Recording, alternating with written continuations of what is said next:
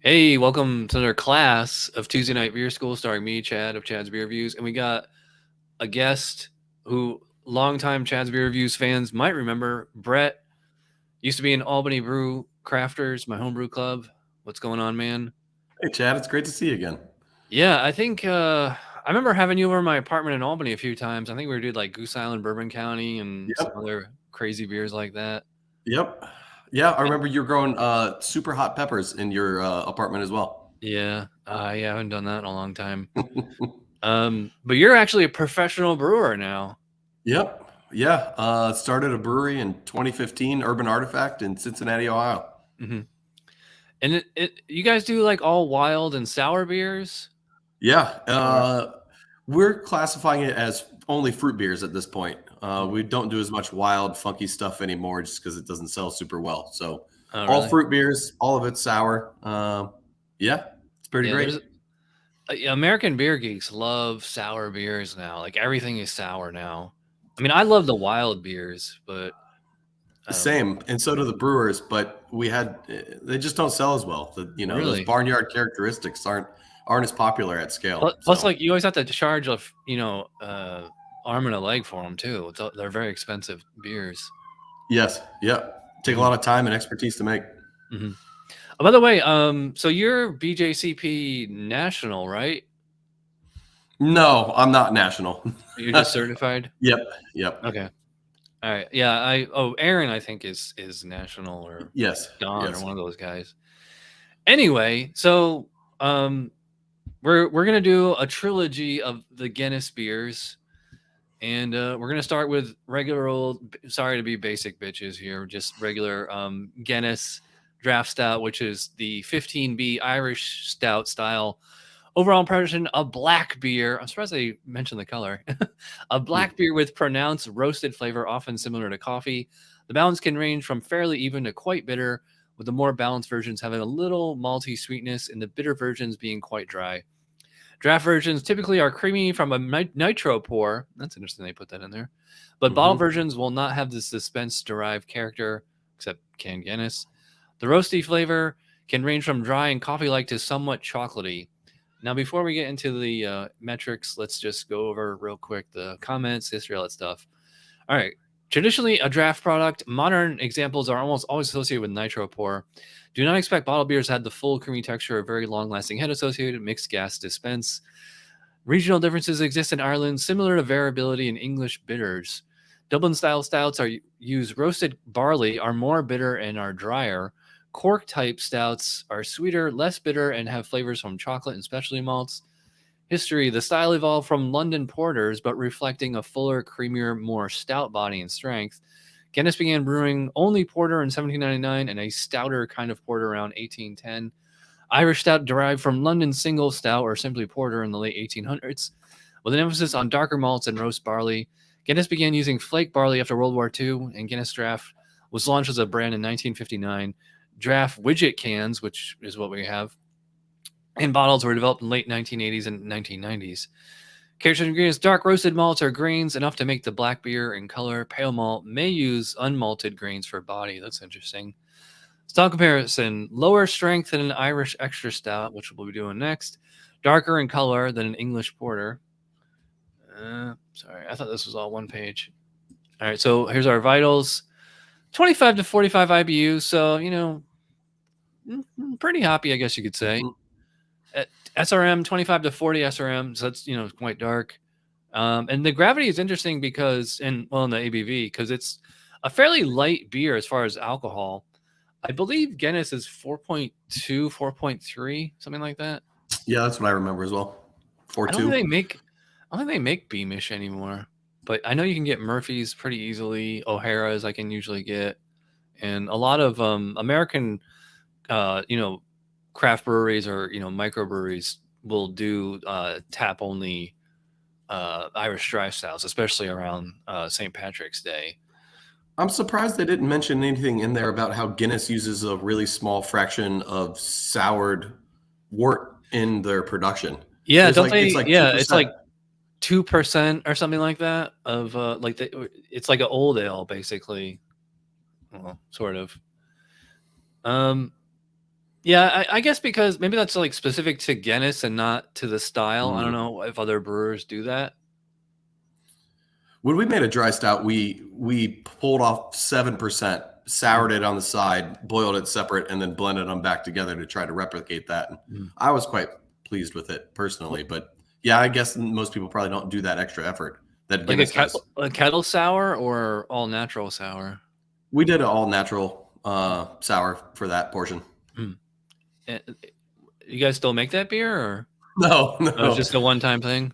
Yeah, we did a couple batches, I think, early on in the first couple of years of the brewery, but Mm. doesn't sell super well outside of Yeah. March. Yeah. You ever done it as a homebrew? It's been a long time. It's been a long time. That'd be the way to do it, though. Yeah.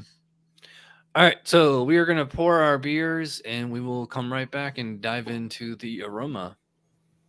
All right. So we got our Guinnesses poured. Is it Guinnesses or Guinness-I? I don't know. What's the plural of Guinness? All right. So when we're judging beer, we always start with aroma. Bret, you're the pro brewer. You can probably explain why it's like the aroma is more volatile, I guess. Yeah, there's a lot of volatile aromatics that you want to make sure that you're capturing right away. So right when you pour it out, you get all that agitation. You want to get your nose in there quickly to make sure you're smelling some of those flightier compounds. All right, well, let's give it a whiff. Yeah, to me, this strikes me as kind of like black coffee, but with like a unflavored creamer, like half and half or something like that. Has like this dairy component to it. Yeah, it reminds me a little bit of cold brew with a splash of cream. Mm-hmm. Yeah. It's funny because like you think of Guinness, like Irish dry stout or whatever, but it's funny because like it smells actually a little sweet, but yeah, it's really neat how that those are notes of that baking chocolate combined with like that gas station coffee aroma really trick your brain into thinking it's sweeter than it actually is. Yeah. Do you get any like specific ingredients on here as far as malts or hops? For me, it's all about that roasted barley, that kind of like borderline acrid smell, almost ashtray like. I don't know if you remember, but back like since we're a little bit older, back when you could still smoke in bars, like the next day, if you went into a bar, like right when it first opened and no one's smoking in there yet, but you can kind of still smell the lingering ashtrayness of the bar. That's what this like reminds me of. bowling alleys. Yeah. Yes, bowling alleys. Yeah, that's a good one. Yeah, to me, it's funny because like to me this actually smells quite sweet. Like I'm getting like this like coffee creamer kind of aroma like first, and like the roasted barley. I mean, obviously it's there, but it seems more in the bottom. And I think there's like a slight, like real slight, like piney or earthy hop character. I mean, obviously nobody drinks Guinness for the hops, but They're putting something in there. Yeah. Yeah. Well, that would make sense. Let's see how we compare to the specs here. Whoops. All right, aroma, moderate coffee-like aroma typically dominates. I agree with that. May have slight dark chocolate, cocoa, or roasted grain secondary notes. Yep. Medium-low esters optional. Low earthy or floral hop aroma optional. Okay. Nice. Yeah. So I said earthy hops. Yeah. They'll just say moderate coffee-like aroma dominates. I mean, to me, it smells a little more like coffee creamer, but I mean, I definitely get a coffee sensation. Is it coffee forward to you? It is. Yeah, I get like, for me, it's more like cheap gas station type coffee than it is necessarily sweet coffee creamer. But yeah, it's coffee forward for me. Yeah. I don't get any of the medium to low esters either. I'm not picking up any fruit characteristic on this. Yeah, I would agree. Other than just like that kind of general sweetness, but I think it's more. I think it's just more from the nitro or something. I don't know if you have a score sheet on you. I have a digital score sheet that I use, or you can just write it down on a pad and a pen. Oh, that's a good idea. As far as aroma, this is kind of hard. I mean, it's Guinness. I mean, the style guidelines are written around this beer. Actually, when I do this show, I would prefer to do something less mainstream, so that it's something that's going to score like in the 30s than when you judge a beer that the style guidelines are written around. It's like, why don't we just give it a 50 and call it a day, you know? Aroma for me is like 9, 10. What do you think? I'm gonna start. Yeah, with I mean, I'll come back maybe. yeah, that seems about right. It hits all the notes that it says it should hit, and I mean, I don't personally really pick up that floral, earthy hop characteristic, but you're getting it, and so I mean, it's there. So I don't know how you could make it necessarily better. Maybe a little bit less of that acrid roasted barley for my personal preferences, but per the style guidelines, it's killing it. Yeah, all right. So let's move on to appearance. I mean, obviously it's Guinness, it's black as night. Although I think like certain imperial stouts like Marshall Zukov or something like that are like even darker. And you get that, you know, a nice thumb width of that just straight up nitro froth. And if you hold it up to the light, you can get these nice, pretty garnet highlights. Yeah, so I've got a flashlight here. Ah, nice. Yeah, you can see it's like it's really a red. And it's crystal clear. Yeah. Although if you put it from the bottom, it's more of a brown, but yeah, it's a beautiful color. Let's check the specs on appearance. I don't think there's going to be any surprises here. Jet black to deep brown with garnet highlights in color. According to Guinness, this is a terrible writing. You don't put the same word twice in a row. According to Guinness beer may appear black, but is actually a very dark shade of ruby. Opaque. Yeah. Well, technically it's not opaque because the light goes through it. Yeah. A thick, creamy, long-lasting tan to brown colored head is characteristic when served on nitro, but don't expect a tight, creamy head on a bottled beer. Yeah. So I mean, that's full 3 out of 3. Do you see any reason not to give it a 3 out of 3? No. All right. Well, here comes the best part. We'll get to the flavor. Cheers.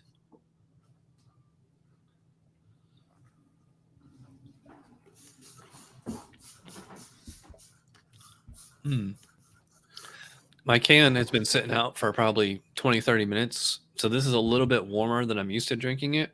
And I will say it seems like way less like coffee and bitter to me. It seems actually remarkably sweet. Kind of reminds me of like Beamish or Murphy's, which I think are a little bit more sweet for the style.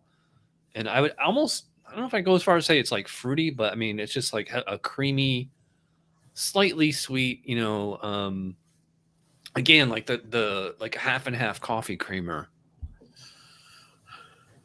Yeah, I don't know what it is about that slightly fruity sweetness, but I don't get any of those esters on the aroma, but I'm definitely picking up a little bit of what's coming across as fruity flavors on the palate. Yeah. It is bitter. And when you're really paying it, like it drinks so easy. And when you're usually drinking it a lot colder, you don't really notice that bitterness on it, but it's got a pretty good bracing bitterness on that back end that helps. Yeah. In the aftertaste. Yeah. Yeah. It really helps drive the desire to have another sip. It kind of reminds me of like if you ate like burnt popcorn or burnt toast, something like that, or just like straight up black coffee, no cream, no sugar, nothing. Yeah, I definitely get that. You left the toast in the toaster too long, just slightly burnt on the edges, characteristic to it. It does. I mean, maybe it's just because we know it's in there. Maybe it's a personal bias, but I swear that slight bit of acidity on the palate is really nice as well. Yeah, I think that like that 2% sour character is, yeah, I think like it adds like a little bit of like a dry tang or something. Yes. Like, yeah, don't go into this, folks, thinking you're gonna taste like it's not like a goes or lambic or something like that. It's just like this. It adds a slight tang, and I think it just kind of accentuates the roasted malt, like almost burnt character. Oh, that's a good point, because those burnt flavors are bitter, and acidity and bitterness clash. So a little bit of acidity is going to work to highlight those burnt, acrid, dark chocolate, dark coffee flavors. Yeah, to me, it's remarkable.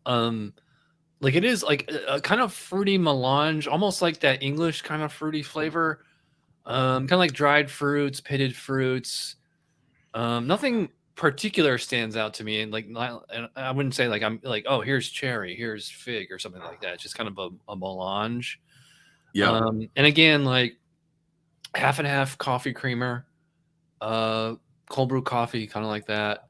I don't really. To me, it's not really chocolatey unless you're talking like baker's chocolate, or 'cause it doesn't taste like a chocolate candy bar or anything like that.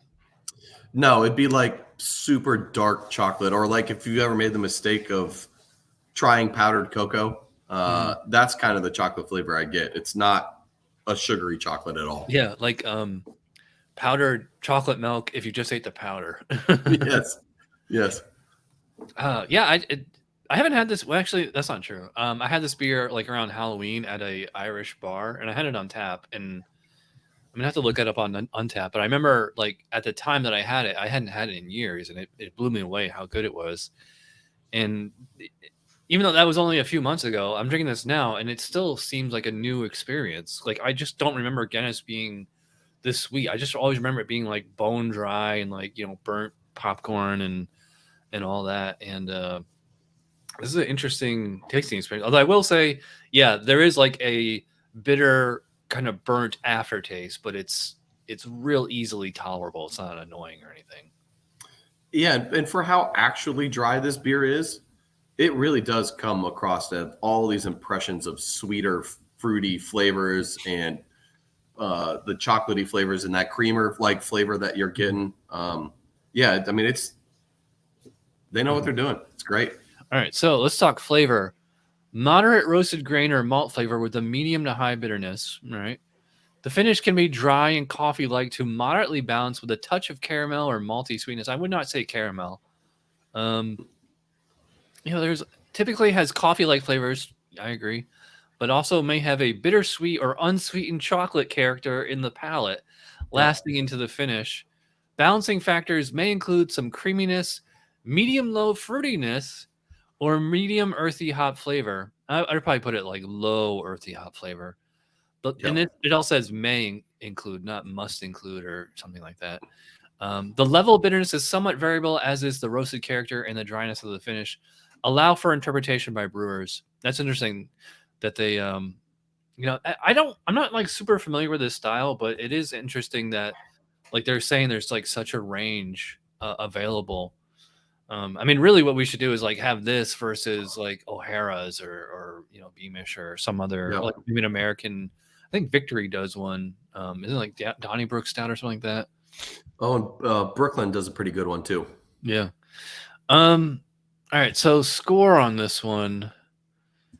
Well, I mean, it's Guinness. The stuff. One thing I always iterate. I don't know if you've seen this on some of the other shows. Is that we're not reviewing Guinness the product. We're reviewing this can in my hand right now, or that bottle in your hand right now. And this one is right there for the style guidelines. I'm thinking 18. Yeah, the only thing I could think to really ding it on at all, if you wanted a nitpick, would be the malt complexity. The complexity of malt flavor is maybe a little bit one-dimensional, but it works for this beer. It works for the product. It is what it is, and that's just if you want to nitpick. I mean, but yeah, 18. You can't ding it for that. Yeah, and I mean, look at the style guidelines say it's like may include, not must include, or should, and they do say allow for interpretation. So yeah. All right, so let's move on to mouthfeel. I mean, it's Guinness. You know how the mouthfeel is. Yeah, I think what's surprising with the mouthfeel of Guinness more than anything is that it isn't as full-bodied and heavy as most people say. Like that is a complete myth. If you're actually trying it and thinking about it, just because the carbonation is on the lower end, the mouthfeel isn't over the top. It's not like a syrupy stout. This is more close to a light beer than it is a heavy stout. I know it doesn't say on my can, but I believe this is 4.2 or 4.3. It's like, I know it's like almost like Bud Light as far as potency. And like, yeah, the actual mouthfeel, I mean, that nitro widget obviously gives it like a super creamy texture. But to me, like Guinness has always seemed kind of watery, but I don't mean that like in a bad way. It's just, I'd probably call it like medium light body, low carbonation. I mean, it's always hard to tell with nitro because it's not quite the same, but very smooth, sessionable. Very much so. Yeah. All right, let's check the specs on mouthfeel. Medium light to medium full body with a somewhat creamy character, especially when served by nitro. Low to moderate carbonation. Yep. For the high hop bitterness and significant proportion of dark grains present, the beer is remarkably smooth. May have a light astringency from the roasted grains, although harshness is undesirable. Yeah, I agree. So as far as score for mouthfeel, I mean, it's right there for the style. I'm thinking 5 out of 5. What are you thinking? If you wanted to nitpick, the only thing I could find that I would potentially hit against is it's on the low end of medium low for mouthfeel. And that would be it. Everything else, it hits all those notes. The astringency's there, the palate sensations are there. And I kind of think that tang actually works to thin the perceived mouthfeel out a little bit more too. So that would be my only nitpick. But otherwise, yeah, it's spot on. Yeah. So, and then overall impression, I mean, it's Guinness. I mean, this particular can, I'd probably give a 9 out of 10. So that gives me a total score of 44 out of 50. I gotta get at least 1, if not 2 more points. So, I'm going to bump the aroma up to 10. And I feel like I bumped the flavor up to 9, or I could even bump the overall impression. I mean, this is just an exercise, I mean, I could honestly give this a 50 and not bat an eye about it, but it's a different when you're reviewing a commercial beer versus somebody's home brew. Well, and as 2 experts, we're going to nitpick more than we would normally, or if we're at an actual BJCP competition, we wouldn't be nitpicking it this hard. Yeah, and also unless it was the final table or something. You don't get a full 16 ounce you get 4 ounce. Yeah. you gotta savor every little sip. But my overall impression of this would be, for what it is, this beer is just unbeatable. You can't have that low of ABV with this much flavor and hardly any product. It's just it can't with how drinkable it is. It's a world-class beer. Yeah, it's funny. Like last night, I reviewed _𝗿𝗏 with somebody, and I hadn't had that in years, and I forgot how good it was. And I was like, "This is a 50.5-star beer." Yeah, I gotta have this more often. And same thing with Guinness is, I forgot how good this is. And although I would like to try more, doesn't matter if it's Irish or American or whoever, just more interpretations of the style. Yes. But, I mean, like this is basically the yardstick that everybody measures the style by. So, all right. So I guess that wraps it up for the 15B Irish Stout style. And come back next week, and we're going to do 15C Irish Extra Stout, which is not quite the same, but though very similar. So thanks to Bret. Sorry, what side you're on? Thanks to Bret for joining me, and he will be here next week for Irish Extra Stout, and the week after that we'll do the foreign Extra Stout. So, cheers, Bret. Cheers. See you next week. I'm all out of beer. I got the throw. All right. Thanks for watching. Bye.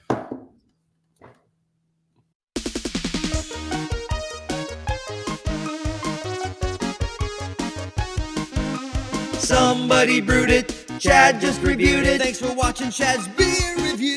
Trust me, the next episode will be a lot better.